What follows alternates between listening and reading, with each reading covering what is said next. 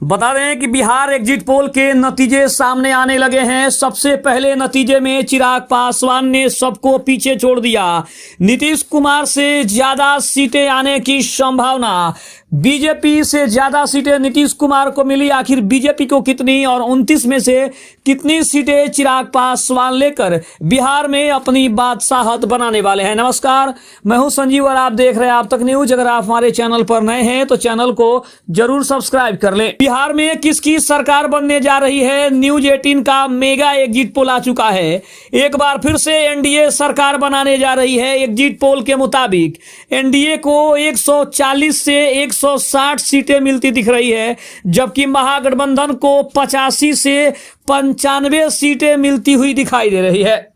आपको बता दें कि जन सुराज पार्टी जो कि सबसे ज्यादा चर्चा में थी और पहली बार प्रशांत किशोर जन सुराज नाम की पार्टी बनाकर विधानसभा के चुनाव में उतरे थे, उनका अगर स्कोर जानने की हम कोशिश करें तो 0 से लेकर 5 सीटें मिलती नजर आ रही है। अन्य को 5 से 10 सीटें मिल सकती है। ये एग्जिट पोल के नतीजे सामने आ रहे हैं। अगर बात करें तो न्यूज 18 इंडिया के मेगा एग्जिट पोल का आंकड़ा कुछ इस प्रकार आया है। अगर हम एनडीए गठबंधन की बात करें तो बीजेपी को 55 से 65 सीटें आती दिख रही है। वहीं जनता दल यूनाइटेड सबसे बड़ी पार्टी बनती दिख रही है। 60 से 70 सीटें नीतीश कुमार की पार्टी को मिलती नजर आ रही है। अगर हम बात करें हिंदुस्तान अवाम मोर्चा की तो 0 से 5 सीटें हिंदुस्तान अवाम मोर्चा यानी जीतन राम मांझी की पार्टी को मिल रही है। लेकिन अगर हम बात करें तो केंद्रीय मंत्री चिराग पासवान को सबसे बड़ा फायदा दिख रहा है। सबसे ज्यादा लाभ चिराग पासवान की पार्टी लोजपा रामविलास को दिख रहा है। अगर हम आंकड़ों की बात करें तो न्यूज 18 के एक मेगा एग्जिट पोल में चिराग पासवान की पार्टी लोजपा रामविलास को 10 से 15 सीटें आती दिख रही है, जो कि इस वक्त की सबसे बड़ी और सबसे अहम खबर सामने आ रही है। वहीं अगर हम बात करें उपेंद्र कुशवाहा की तो उनको 0 से 5 सीटें मिल सकती है। एग्जिट पोल के नतीजे जो सामने आए हैं, अगर हम महागठबंधन की बात कर लें तो आरजेडी को 50 से 60 सीटें मिलती दिख रही है। वहीं अगर हम बात करें कांग्रेस की तो 15 से 20 सीटें कांग्रेस को मिल सकती है। सीपीआई एमएलए की बात करें तो 10 से 15 सीटें आ सकती है। वहीं अगर सीपीआई की बात करें तो 0 से 5 सीटें, सीपीएम की बात करें तो 0 से 5, अगर हम वीआईपी पार्टी की बात करें तो 0 से 5।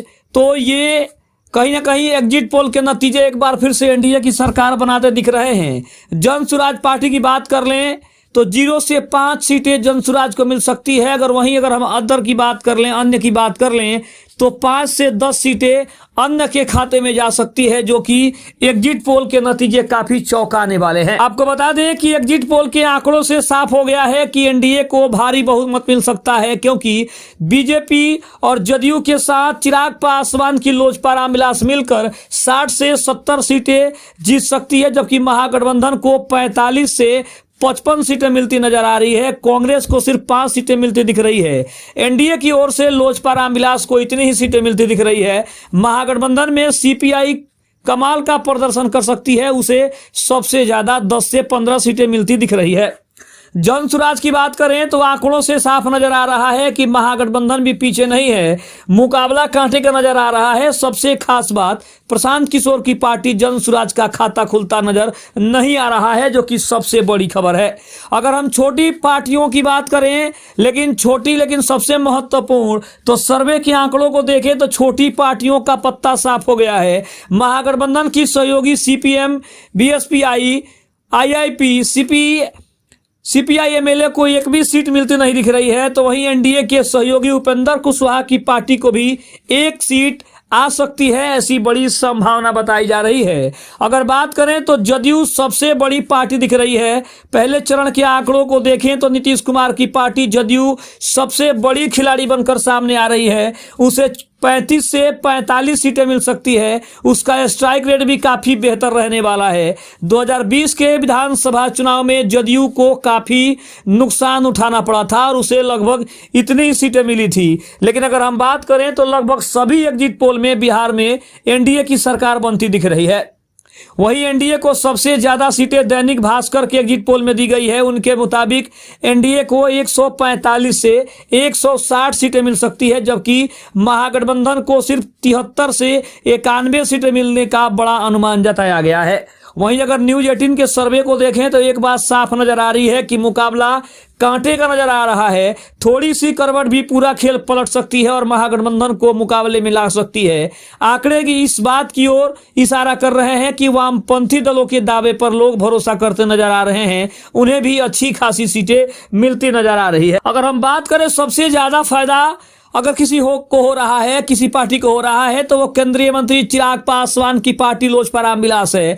क्योंकि पहले जो आंकड़े सामने आ रहे थे उसमें बताया जा रहा था कि लोजपा रामविलास को 2 से 4 सीटें मिल सकती है, लेकिन अब जो न्यूज 18 के एग्जिट पोल हैं उसमें चिराग पासवान की पार्टी को 10 से 15 सीटें आने का अनुमान दिखाया जा रहा है। हालांकि हमारे चैनल पर भी जो सर्वे दिखाया गया था उसमें भी हमने बताया था कि चिराग पासवान की पार्टी को 15 से 18 सीटें मिल सकती है, जो कि चिराग पासवान के लिए रामबाण साबित हो सकती है और शायद चिराग पासवान को किंग मेकर बनाने में सबसे महत्वपूर्ण भूमिका निभाएगी। लेकिन न्यूज 18 ने भी अपने सर्वे में चिराग पासवान को 10 से 15 सीटें आने का अनुमान बताकर कहीं ना कहीं चिराग पासवान को बिहार का नया किंग मेकर बनाने का जो रास्ता है वो कहीं ना कहीं आसान कर दिया है।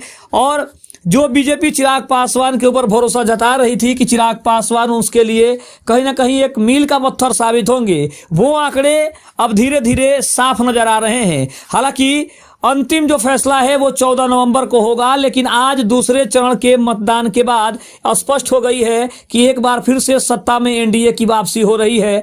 दूसरी तरफ एक बार फिर से नीतीश कुमार सबसे बड़ी पार्टी बनकर उभर रहे हैं, तो वहीं बीजेपी को भी 55 से 60 सीटें मिलती नजर आ रही है। लेकिन सबसे ज्यादा अगर किसी ने चौंकाया है तो वो चिराग पासवान की पार्टी, क्योंकि पहली बार चिराग पासवान की पार्टी एनडीए के साथ मिलकर चुनाव लड़ रही है और कहीं ना कहीं चिराग पासवान के नेतृत्व में ये पहला चुनाव है जब वो किसी गठबंधन के साथ चुनाव लड़ रहे हैं। और अगर उनको 15 से 20 सीटें अगर उनको मिलती है या फिर 10 से 15 सीटें भी चिराग पासवान की पार्टी को मिलती है तो कहीं ना कहीं ये उनके लिए सबसे बड़ी उपलब्धि होगी। क्योंकि चिराग पासवान ने जिस तरीके से अपनी पार्टी को खड़ा किया है, जिस मुश्किल से अपनी पार्टी को बनाकर उन्होंने आज इस मुकाम तक खड़ा किया है कि उन्हें सबसे बड़ी पार्टी नीतीश कुमार के बाद अगर उन्हें 29 सीटें एनडीए की तरफ से दी गई है तो ये चिराग पासवान की काबिलियत को दर्शा रहा है। इससे स्पष्ट हो रहा है कि चिराग पासवान ने कितनी मेहनत की है अपनी पार्टी को बनाने में। और जिस तरीके से नतीजे अब सामने आ रहे हैं, एग्जिट पोल के जितने भी नतीजे हैं जो दिख रहे हैं, उससे स्पष्ट हो रहा है कि चिराग पासवान की मेहनत अब की बार बड़ी रंग लाने वाली है। वहीं अगर हम प्रशांत किशोर की बात कर लें तो प्रशांत किशोर का डेब्यू पूरी तरीके से फ्लॉप नजर आ रहा है। जन स्वराज के प्रमुख प्रशांत किशोर का डेब्यू फ्लॉप नजर आ रहा है। खुद प्रशांत किशोर ने भविष्यवाणी की थी कि उनकी पार्टी या तो 10 सीटें जीतेगी या फिर 150 से ज्यादा सीटें जीतेंगी, लेकिन एग्जिट पोल के नतीजे बिल्कुल उलट नजर आ रहे हैं। बीजेपी, तृणमूल कांग्रेस, डीएमके को शानदार जीत दिलाने वाले प्रशांत किशोर अपनी पार्टी को जीत दिलाने में कामयाब होते नहीं दिख रहे हैं। लेकिन एक बात का श्रेय उनको जरूर जाएगा कि उन्होंने चुनाव को मुद्दों पर खींचने की कोशिश की, रोजगार, कमाई और दवाई की बात की, जो कि कहीं ना कहीं उनको इस बात की ओर सबसे ज्यादा ध्यान देने की अगर बात करें तो कहीं ना कहीं उन्होंने बिहार में जो मुद्दा उठाया है अब उससे कहीं ना कहीं चुनाव में काफी प्रभाव पड़ा है और ये प्रशांत किशोर के लिए सबसे बड़ी जीत भी हो सकती है। खबर कैसी लगी कमेंट में जरूर बताइएगा। तब तक के लिए धन्यवाद। जय हिंद, जय भारत।